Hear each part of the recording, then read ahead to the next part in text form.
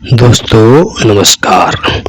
मैं आज आपको उत्तराखंड की एक विशिष्ट परंपरा भिटौली के बारे में बताने जा रहा हूँ। भिटौली का शाब्दिक अर्थ भेंट करना है। प्राचीन काल से चली आ रही यह परंपरा उस दौर में काफी महत्वपूर्ण थी। इसके जरिए भाई बहन का मिलन होता था, क्योंकि उस समय में संचार की कोई और सुविधा न होना इसका प्रमुख कारण था। इसके साथ ही इसके जरिए अधिकांशतया बहुत दूर होने वाले मायकों की विवाहितों की कुशलक्षेम भी मिल जाती थी। भाई अपनी बहनों के लिए घर से हलवा पूड़ी सहित अनेक परंपरागत व्यंजन तथा बहन के लिए वस्त्र और उपलब्ध होने पर आभूषण आदि लेकर भी जाता था। व्यंजनों को विवाहिता द्वारा अपने ससुराल के पूरे गांव में बांटा जाता था। फुलदी या फुल संक्रांति, जो चैत्र माह की संक्रांति या चैत्र मास के प्रथम दिन मनाया जाता है, उस दिन से हिंदू नववर्ष प्रारंभ होता है। इसी दिन से पूरे चैत्र मास में हर विवाहित लड़की को उसके मायके से आशीर्वाद और शुभकामनाओं के साथ भेंट दी जाती है, जिसे भिटौली कहते हैं। यह एक विशिष्ट उत्तराखंडी परंपरा है और हर विवाहित महिला के लिए यह खास है। आज से कुछ वर्ष पूर्व तक जब कोई व्यक्ति भिटौली देने जाता था तो उसके घर में सुबह से ही कई प्रकार के पकवान बनाए जाते थे, जिसमें पूड़ी, कचौड़ी, सैल, खीर, खजूरे होते थे।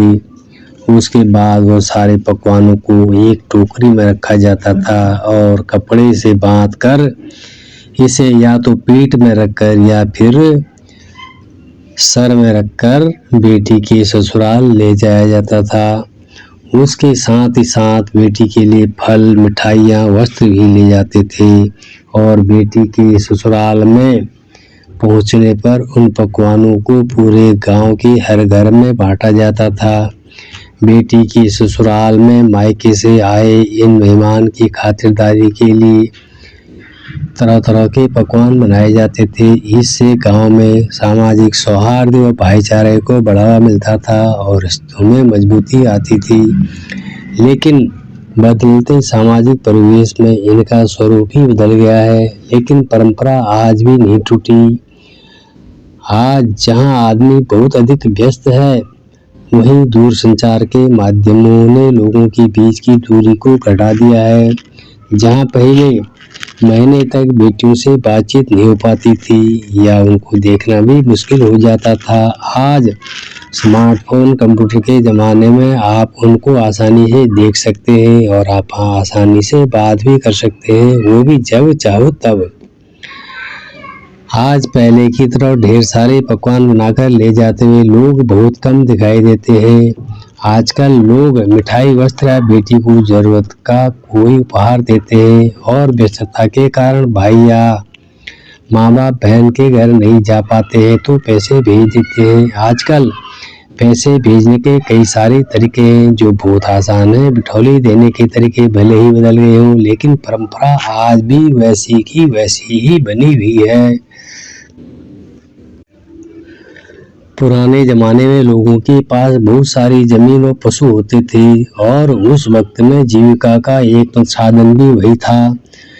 जब बेटी शादी करके अपने ससुराल चली जाती थी तो उसे घर परिवार और खेतीबाड़ी के कामों से फुर्सत ही नहीं मिल पाती थी कि वो अपने मायके जाकर अपने घर परिवार वालों से मिल सके, और उन वक्त यातायात और दूरसंचार के साधन भी इतने ज़्यादा नहीं थे।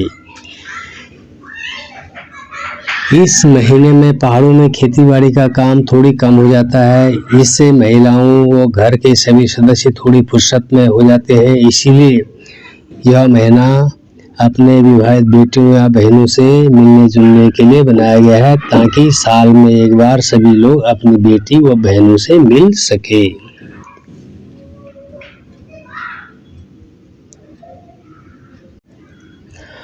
दोस्तों, ये बिटौली की परंपरा कहाँ से चली आ रही है, इसके बारे में एक कहानी प्रसिद्ध है।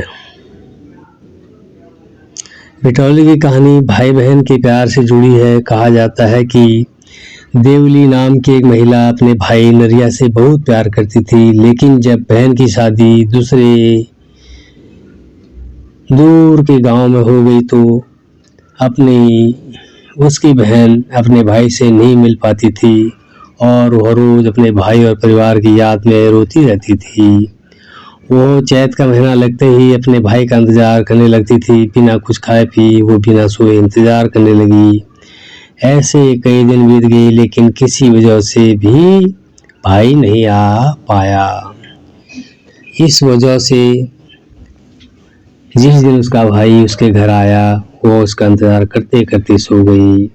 इस बीच भाई घर आया और अपनी बहन को सोता हुआ देख अपने साथ लाए उपहार और अन्य सामान सोती बहन के पास रखकर उसे प्रणाम कर वापस अपने घर को चला गया, क्योंकि अगले दिन शनिवार था और पहाड़ों में कहा जाता है कि शनिवार को न किसी के घर जाते हैं और न किसी के घर से आते हैं। वो अपशकुन माना जाता है। इसी वजह से भाई अपने घर चला गया, लेकिन जब बाद में बहन की नींद खुली तो उसने अपने पास रखा हुआ सामान देखा और उसे एहसास हुआ कि वो सोई थी तो उसका भाई आया और उससे बिना मिले हुए चला गया और कुछ खाया पिया भी नहीं। इस वजह से वह बहुत दुखी हुई और पश्चाताप से भर गई और एक ही रट लगाए रहती थी, मैं भूखो भय भूखो मैं शीती, भय भूखो मैं शीती। और इसी दुख में उसके प्राण चले गए और अगले जन्म में वो न्योली नाम की चिड़िया के रूप में पैदा हुई। और कहा जाता है कि वो इस माह में आज भी दुखी रहती है और जोर शोर से गाती है, भय भूखो मैं शीती, जिससे आप आराम से पहाड़ों में सुन भी सकते हैं। शादी के बाद की पहली बिटौली लड़कियों को फाल्गुन मास में दी जाती है, जिसके बाद हर साल चैत्र महीने में दी जाती है। पहाड़ों में शादी के बाद का पहला महीना चैत्र का महीना काला महीना माना जाता है। दोस्तों, वास्तव में उत्तराखंड एक बेमिसाल राज्य है। यहाँ मनाए जाने वाले हर त्योहार के पीछे उसकी कोई न कोई लोक कथा जरूर है या उस त्योहार का सीधा संबंध प्रकृति से होता है। यहाँ पर कई अनोखी और विशिष्ट परंपराएं हैं। अनेक अनूठी परंपराओं के लिए पहचाने जाने वाले उत्तराखंड राज्य में मायके ससुराल के प्रेम की अनूठी बिटौली देने की प्राचीन परंपरा है। पहाड़ में सभी विवाहित बहनों को जहाँ हर वर्ष चैत्र माह में इंतजार रहता है, वहीं भाई भी इस माह को याद रखते हैं और अपनी बहनों को बिटौली देते हैं। आज के बदलते दौर में बिटौली की परंपरा ग्रामीण क्षेत्रों में तो वैसी की वैसी है, लेकिन शहरी क्षेत्रों में इसका स्वरूप बदल गया है।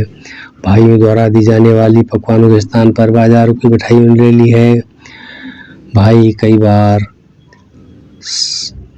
साथ में बहनों के लिए कपड़े ले जाते हैं और कई बार उनके स्थान पर कुछ धनराशि देकर परंपरा का निर्वहन कर लिया जाता है।